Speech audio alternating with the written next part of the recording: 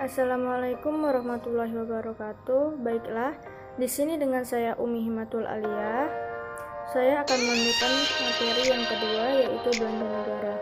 Belanja negara adalah kewajiban pemerintah pusat yang diakui sebagai pengurangan nilai kekayaan bersih.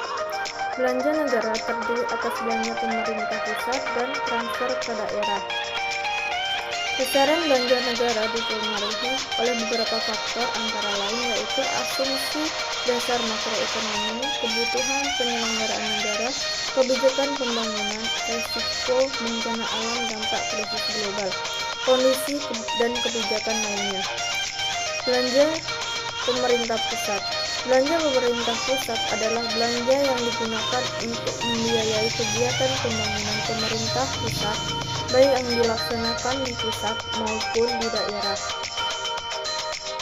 Dekonstruksi dan tugas pembantuan. Belanja pemerintah pusat juga dapat dikelompokkan menjadi belanja barang, belanja modal, pembiayaan bunga utang, subsidi BBM dan subsidi non-BBM. Belanja hibah, belanja sosial itu termasuk penanggulangan bencana dan belanja lainnya. Transfer ke daerah adalah dana yang dialokasikan untuk mengurangi ketimpangan sumber pendanaan antara pusat dan daerah, mengurangi kesenjangan pendanaan urusan pemerintah antara daerah, mengurangi kesenjangan layanan publik antara daerah, mendanai pelaksanaan otonomi khusus dan keistimewaan daerah.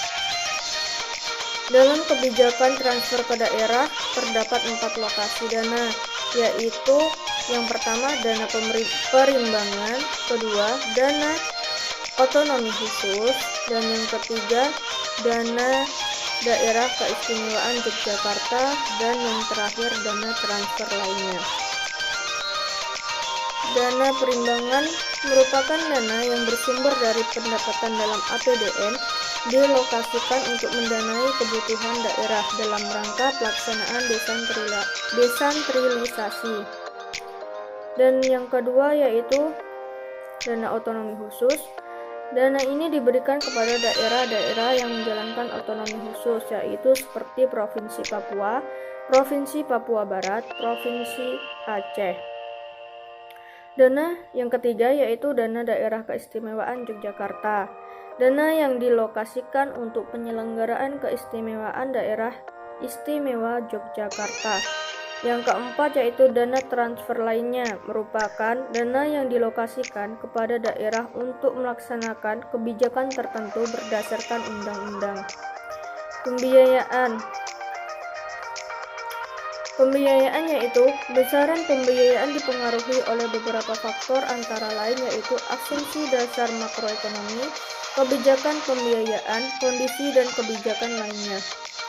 Pembiayaan dalam negeri yaitu pembiayaan yang meliputi pembiayaan perbankan dalam negeri, pembiayaan non-perbankan dalam negeri, hasil pengelolaan aset, surat berharga negara neto, pinjaman dalam negeri neto, dan investasi pemerintah dan kewajiban penjaminan.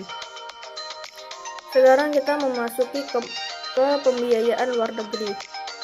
Pembiayaan luar negeri meliputi penarikan pinjaman luar negeri, terdiri atas pinjaman program dan pinjaman proyek, penerusan pinjaman dan pembayaran cicilan pokok uang luar negeri, terdiri atas jatuh tempo dan moratorium. Mungkin hanya inilah yang dapat saya sampaikan, kurang dan lebihnya saya mohon maaf. Wassalamualaikum warahmatullahi wabarakatuh.